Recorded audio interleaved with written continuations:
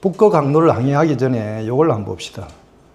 요 북극 항로인데 요거는 이제 내 제자가 이 캡틴인데 그 내가 북극 항로 강의한다니까 하나 좀 찍어달라 했더만은 이걸 실질적으로 그 북극 항로를 탈출하는 과정에서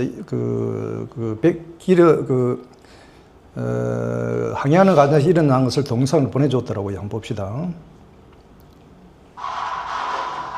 이 배 선수거든요. 이렇게 깨고 지나갑니다. 이야, 저게 세빙선이야. 아닙니다. 이제 이 일반 벌크선인데 드라이벌크라는 건데 이렇게 얼음이 한 50cm까지 이렇게 뚫고 지납니다. 이게 1m 이상 되면 안 돼요. 한 5, 60cm는 가능해. 배가 이렇게 선수가 배를 깨면서 올라가잖아요. 이렇게 깨면서 이렇게. 일반 선박이에요? 예, 일반 선박. 예, 일반 선박. 여기 좀 아이스 레벨 선박이 따로 있거든요. 그런 선박들은 가능해요. 근데 얼음이 너무 깊을 경우에는 이제 세빙선이 실제로 이 항로를 갖다 깨줘야 일반 선박을 따라갈 수 있거든요. 그래서 이제 북극 항로, 러시아 같은 경우에는 세빙선이 반드시 존재합니다. 세빙선은 몇 미터? 세빙선 크기에 따라 다르죠. 뭐 작은 경우에는 한 100m 정도 되고 큰 경우는 한 150m. 근데 그렇게 함으로써 비용이 많이 들잖아요, 그죠? 비용이 많이 듭니다. 얼음을 어느 정도 깊게까지 뚫고 갈 수 있어요? 세빙선은 거의 우리나라 그 세빙선이 있잖아요, 그죠? 연구선, 극지 연구선 있거든요. 그 배도 뭐 거의 북극까지는 거의 뭐 그대로 웬만한 얼음은 뚫고 지나갑니다. 이 보세요, 이게. 깨지는 게 보이잖아요, 그죠?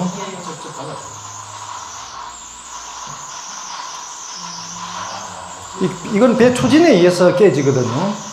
배 추진에 의해서. 이렇게 얼음이 깨진단 말이에요. 그래서 우리나라, 이게 이제, 세빙선이 도움 없이 운항을 하려면은 보통 보면 한 5월달부터 한 10월달까지 가능합니다. 5월달부터.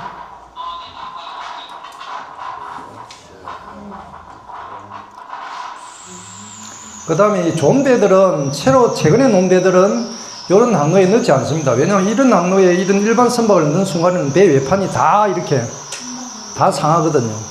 그래서 이 노후된 선박입니다. 근데 운임을 많이 주면 인데 들어가죠. 선수 같은 경우는 이럴 경우에는 이제 선수를 좀 높게 하고 선미 쪽에 짐을 많이 싣고 이렇게 함으로써 배 위로 깨면서 지나가게 되는 그렇게 운항을 해야 됩니다. 이 똥배죠, 똥배.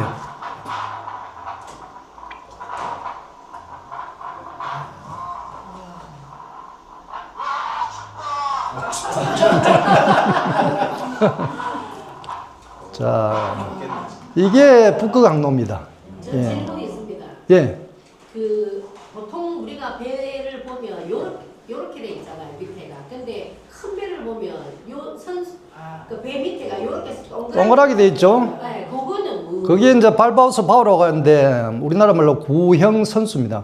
앞에 동그랗게 돼 있죠? 예. 그렇게 하는 게 뭐냐면 파도를 잘 탈 수 있도록 만든 형태입니다. 그러니까 우리가 배가 지나가면서 이제 저항이 생기거든요.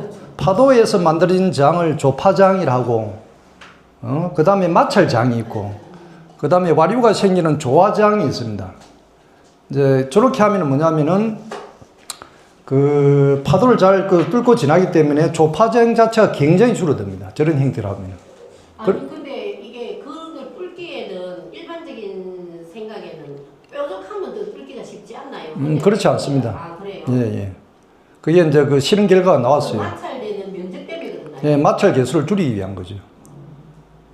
그래, 대부분 큰 배들은, 그렇게 하고, 러시아선 같은 경우에는 워낙 북극에서 얼음을 뚫고 지나가려면 좁히다게 이렇게 만들어 놨어요. 선수를 좁히다게. 옛날 군함 형태 같이. 그런 차이가 있습니다. 자, 그러면 다시 간단하게 이걸 이제 좀 터치하고 넘어갑시다. 이 단원 같은 경우에는 자, 여기 보면은 하물이 있는 곳이, 우리가 하물이 있는 곳에 선박이 있고 선박이 있는 곳에 항만이 있다. 사실 우리가 이런 의지에 따라서 우리가 길이 있잖아요. 그죠? 길이 결정되는데 의지가 있으면 우리가 방향이 다 놓게 됩니다. 자, 그래서 하물이 있으면 선박이 자연스럽게 따라다니고 선박이 있으면은 항만이 자연스럽게 따라옵니다. 그래서 여기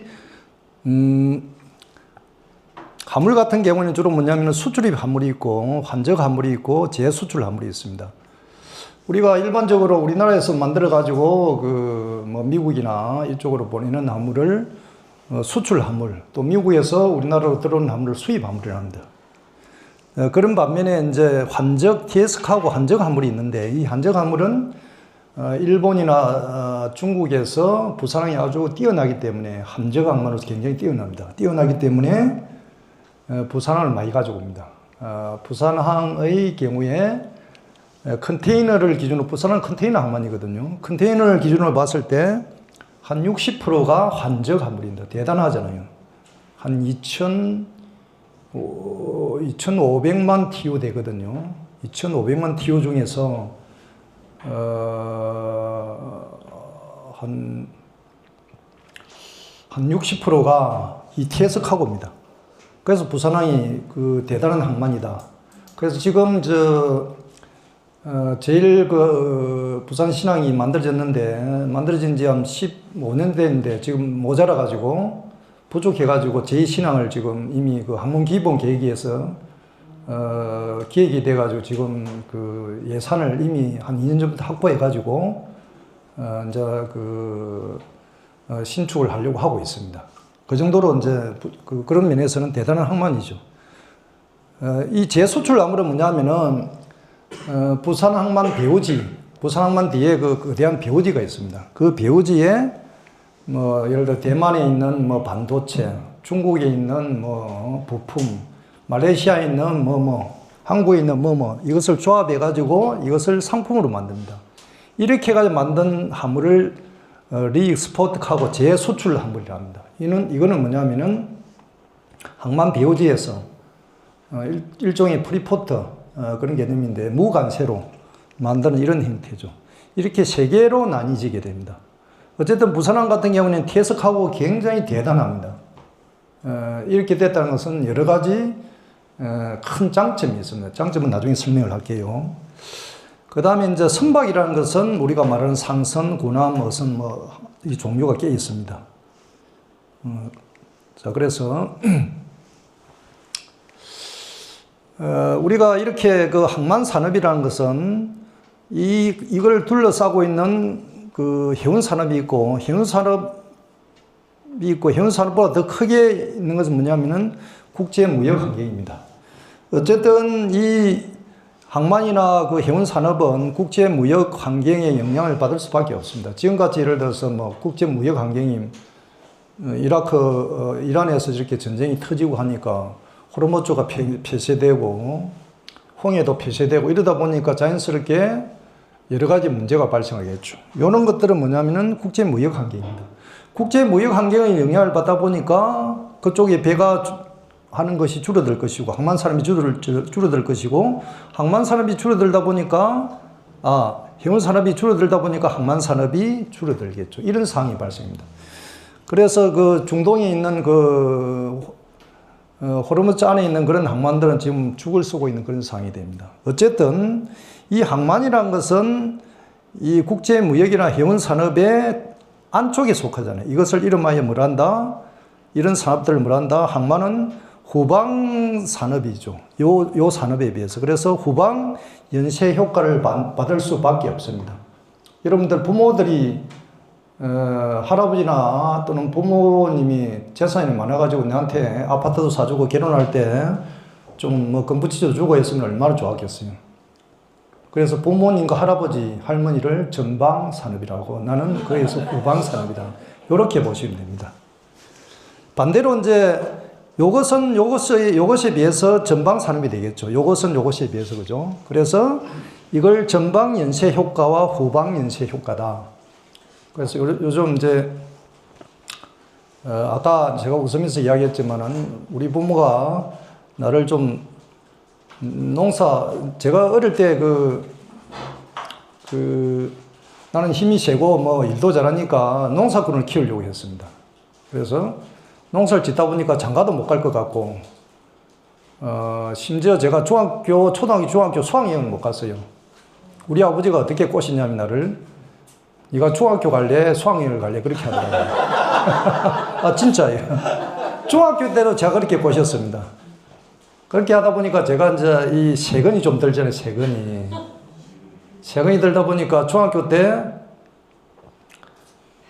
수학여행을 안 가고 중학교 때는 제가 꼬셨어요. 그래서 중학교 때 세근이 들어가야 아버지 밑에 있다가는 죽도 밥도 안 되겠다 해가지고, 그래서 제가 그 당시에 마산이나 진주 쪽으로 가려고 했는데, 그때 연합고사였잖아요.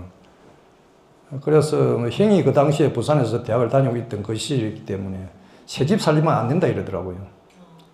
그래서 제가 이제 부득불 아버지를 탈출해야만이 내가 산다. 내가 그 삥땅이 돼서는 안 되잖아요. 그죠? 그래서 제가 이제 부산 해양고등학교로 오게 되었습니다. 농사군이 되기 싫어가지고. 그럼에도 불구하고 제가 고등학교 때 지금 돌이켜보면은 제가 생활 기록부 보면은 항상 농사철 보면 한 일주일 정도 이렇게 무단결석을 했습니다. 제가 부산에 보내주는 조건으로 뭐냐면 농사철에 오가지고 무조건 일을 해야 된다 이거죠. 그래서 봄철하고 가을철에는 무단결석을 한 열흘 정도 했습니다. 예. 사실 제가 그런 시절이 있었어요. 그래서 고등학교 시절에는 이제 수학여행을 아버지 내 대학 안 갈 테니까 수학여행 보내주세요 해가지고 제가 선수를 쳤습니다. 사실이에요. 그래가지고 이제 수학여행 잘 갔다 오고, 대학 갈 때 이제 아버지 고등학교만 오가지고 배 타는 것보다 대학 나가 배 타면 월급을 훨씬 더 많이 받는다는데, 대학을 가야 되겠습니까? 그래가 또 아버지를 꼬셨지. 어쨌든 그래가지고 제가 해양대를 가게 됐는데, 이게 참 그런 연방과 후방 효과라는 것은 대단합니다, 이게. 이것을 이제 우리가 이 항만 물리를 공부할 때 굉장히 중요한 부분이 됩니다. 이게 뭐냐면은, 칼타고르라는 곳인데 고대 항만 도시 국가입니다. 요 지역이 지중해 북부 쪽에 있거든요. 아프리카 북부 쪽에 있는데 이게 해상 무역을 통제한 대단한 도시국가였어요. 심지어 로마하고 몇 번 맞짱을 뜨고 했습니다. 맞짱을 뜨고 우리 옛날 영화 나왔던 맥시무스 영화 있잖아요. 그 당시에 여기 있는 유명한 장군이 있습니다. 이 장군이 그걸 무찌르고 했습니다. 한때는 로마가 쩔쩔맸습니다. 근데 그 당시에 했던 이 항만을 제가 이걸 갖다가 이제 대학교로 남아있는 걸 가지고 제가 고등학교에 항만물리 교과서를 계속 제가 기획을 해가지고 항만물리 교과서를 만들었는데 3차에 걸쳐가지고 만들었는데 이 자료를 가지고 제가 나름대로 이렇게 그때 항만을 갖다가 철학적으로 이미지를 다시 그리 넣게 되었습니다. 어쨌든 이게 뭐냐면은 이게 상업항이에요. 이 자체가 상업항이에요. 이 안에 뭐냐면 군항이 있어요. 군항이 있고, 요 주변에는 뭐냐면은 바다입니다. 바다입니다. 그래서 유일하게 바다를 통해가지고 이게 들어갈 수 있게끔 되어 있죠. 고대 여러분들 유럽으로 가면은 일본도 마찬가지입니다. 먼저. 일본 요코하마 성이든 고베 성이든 한번 가보세요. 가서 오사카 성이든 그 주변에 보면은 들어가는 입구에 보면은 다 물로 되어 있잖아요. 그죠? 그렇게 물로 되어 있습니다. 요것도 꼭 마찬가지입니다. 그런 형태로 되어 있거든요. 그래서 요게 이렇게 제가 이렇게 그림을 그려봤어요. 요런 형태거든요. 배가 이렇게 이제 무역항으로 들어온단 말이에요. 들어와가지고 여기 이제 군항이 항상 군함이 대기하고 있고, 자기보다도 좀 큰 로마군이, 강대한 로마군이 쳐들어오면 이걸 막아버립니다. 그래서 고대 도시 국가에서는 이게 하나의 이 포트, 이 항만 입구 포타거든요. 고대 그리스로 포타인데, POT, RA 포타인데, 포타가 입구라는 뜻입니다. 입구. 입구가 항만이 만들어지고 입구가 항만이 돼서 포타라는 것으로 바뀌게 됐고 고대 도시 국가에서는 여기가 뭐냐면 하나의 경계성 국가입니다. 국가. 국가였죠. 이 부분이. 국가의 하나의 국경이었죠. 국경.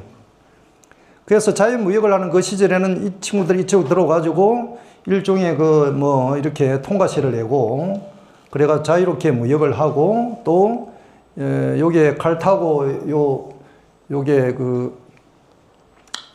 여기 있는 그 군사정부에서는 요걸 가지고 또 수입으로 삼고 또 이걸 갖다가 나머지 해적들을 갖다 또 방어해주고 그런 역할을 했습니다. 이게 BC 한 3, 4개 전부터 이게 이렇게 축조가 된 성이에요. 대단한 성이잖아요. 그 당시에도 이렇게 축조됐다는 뜻입니다.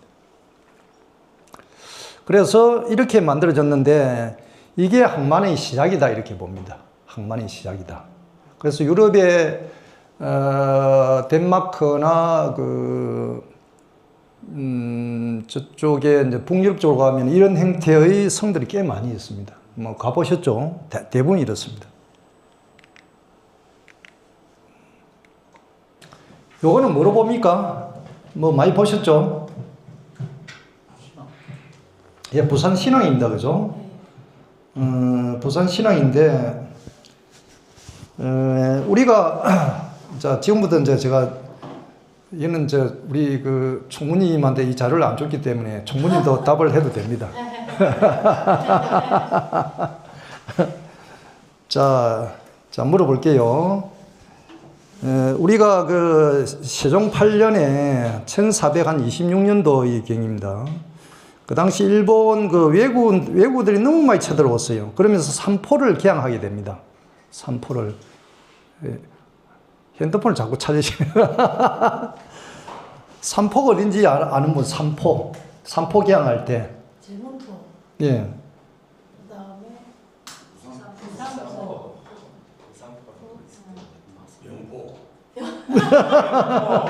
아, 연포가 울산 맞아요. 또. 예. 또 이야기해 보세요. 마상.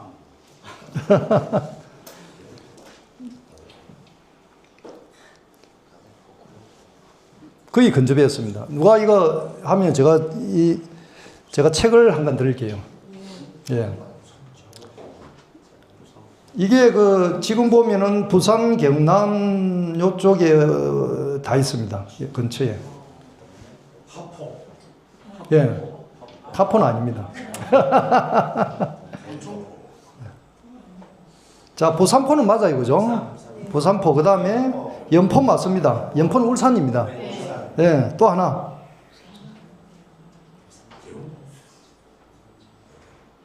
제물포는 제물포는 일본 그 당시 외국들이 거기까지 가지를 못했어요. 범선이 약해가지고. 근데 제물포하고 비슷해, 이름이. 그걸, 거기가 현재 진해거든요. 진해 과거 이름을 포인데. 그럼 치물포가. 제물포.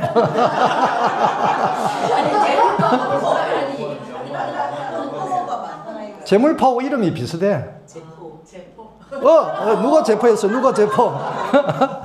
예. 자, 이거, 이 책이 필요한지 모르겠네. 선생님, 저 책 주면 안 됩니까? 선박 일반. 아, 이거? 아.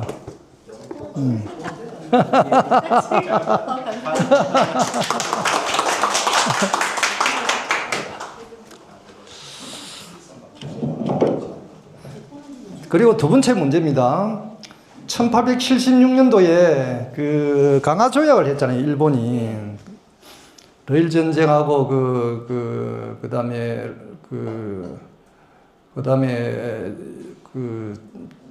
이런 전쟁을 통해 가지고 어차피 개항할 수밖에 없는 그런 상황이 발생했습니다. 그죠? 그러면서 이 개항을 통해 가지고 일본이 본격적으로 이제 우리나라를 침탈하는 그런 계기가 됐잖아요. 그죠? 그 당시에 그 부산항이 개항을 합니다. 개항을 합니다. 자, 개항을 하는데 지금 개항 한 몇 주 년 정도, 약 몇 주 년 정도 됐을 거예요. 그 이후에 지금부터 해가지고.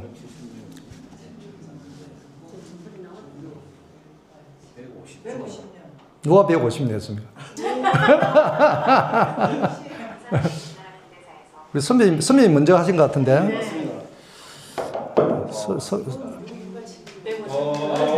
배우고 싶네요. 선배님 뭐가 필요합니까? 믹서기.